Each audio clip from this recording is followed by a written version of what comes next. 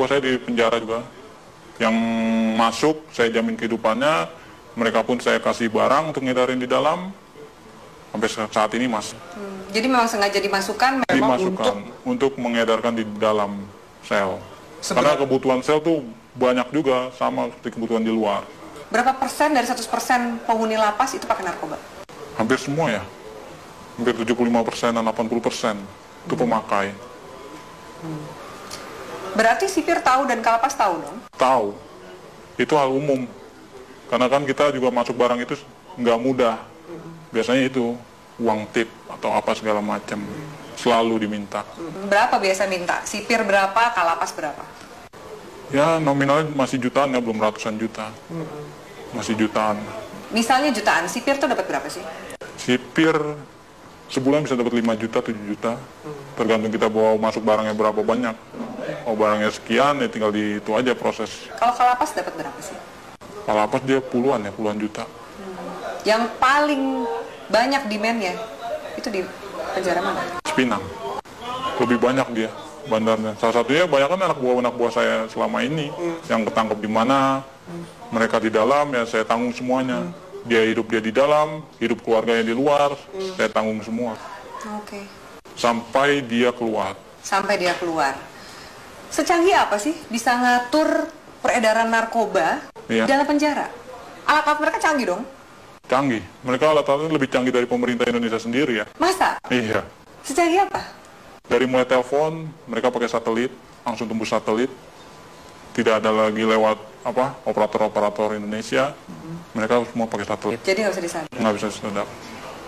Sangat sulit untuk disadap.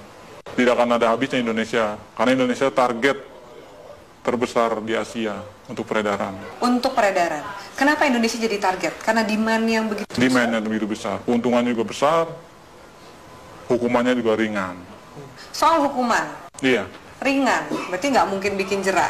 Apa sih yang bikin jera? Aparatnya? Dari mana sih kemudian kalau misalnya mau ngabisin ini gitu? Dari mana sih? Biasanya kalau main di hakim itu buat main hukuman. Peringanan hukuman, segala macam. Anda bayar? Saya bayar. Dalam bentuk uang atau dalam bentuk barang juga Anda kasih? Uang, biasanya uang. Mereka hanya uang. Kadang barang tergantung hakim. Hakim maunya apa ya kita kasih. Banyak klien Anda yang hakim yang make juga? Ada banyak. Ada 10 orang ada. Bagaimana Anda menggunakan uang yang luar biasa banyak ini? Biasanya Anda menghabiskan untuk apa? Biasanya saya habisin buat pesta-pesta aja. Pesta, saya beli barang, segala macam apa, kebutuhan. Kebutuhan dalam arti ya saya lihat orang-orang kaum-kaum yang kurang mampu juga sebenarnya saya kasih. Beramal juga? Beramal. Tapi kan dari duit seperti itu, duit haram, duit panas. Iya, istilah kata buang sial. Kalau di kalangan ini buang sial, harus. Anda nggak takut ketangkep? Enggak. Karena saya percaya, saya di dalam pun saya dijamin. Dan keluar pun masih ada tempat buat saya. Kecuali hukuman mati ya, mungkin banyak yang kapok. Susah nggak sih keluar dari jaringan ini? Sangat sulit. Karena semuanya itu sudah terpantau oleh bos. Kita pun juga nggak tahu kan anak buah bos seberapa banyak.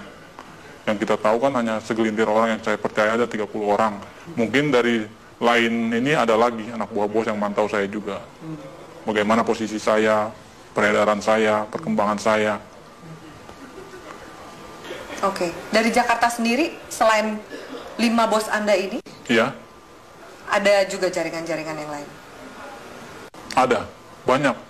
Di Jakarta aja ada sekitar 50 jaringan. Yang saya tahu 50 jaringan, mungkin lebih. Itu yang saya tahu. Jaringan ini lebih besar atau sama kuatnya dengan jaringan Anda? Macam-macam. Tergantung dari barang sih biasanya. Kalau barang kita bagus, banyak juga jaringan ngambil di kita juga. Makanya barang itu nggak pernah akan habis. Tidak akan pernah habis di Indonesia. Walaupun mereka menangkap, menyita segala macam berapa ribuan ton, ratusan kiloton, itu nggak akan pernah habis.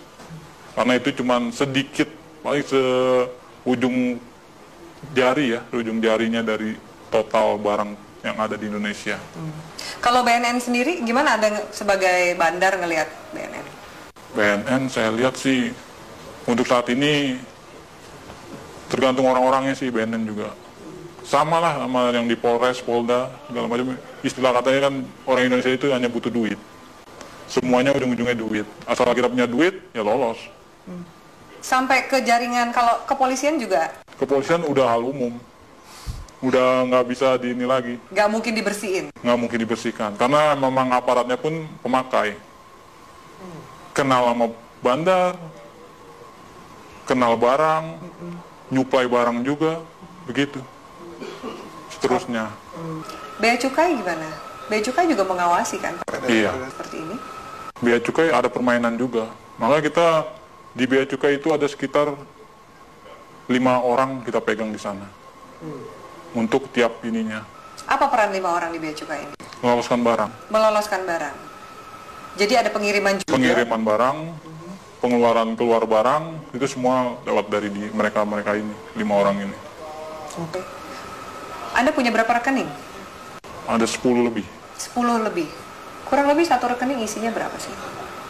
Tergantung ya, ada yang 1 miliar, ada yang 800, ada yang 750. Paling kecil ya sekitar 250 juta. Anda nggak takut kelacak oleh PPATK nih? Wah, enggak ya, itu nama rekeningnya udah beda-beda. Ada panggilan untuk berhenti dari dunia hitam ini? Belum ada. Saya masih menikmati sampai sekarang karena keuntungannya lumayan. Bukan lumayan lagi ya, mungkin kalau Mbak sendiri mungkin akan tergiur dengan hasilnya. Yakin kamu? Yakin sekali. Masa? Iya, benar. Belum ada panggilan untuk tobat berarti? Belum. Masih menikmati. Mau sampai kapan? Sampai seterusnya mungkin ya. Sampai tunggu panggilan. Orang tua Anda nggak curiga? Tidak ada yang tahu. Teman-teman kecil pun nggak ada yang tahu. Semuanya saya dan kawan saya yang baik saya kenal saja tahu. Apa enaknya punya uang banyak tapi harus bersikap seperti biasa-biasa dan sembunyi dari semua orang? Itu ya konsekuensi. Karena kalau kita terlalu vulgar pun orang akan mencolok. Ini anak kerjanya apa tapi menghasilkan segala macam, itu malah bakal menimbulkan kecurigaan. Baik dari orang tua, saudara, bahkan lain-lainnya bakalan imbasnya ya penyelidikan dan penangkapan. Apakah jaringan narkoba ini juga masuk ke istana? Istana, sebagian ya udah masuk. Lewat mana?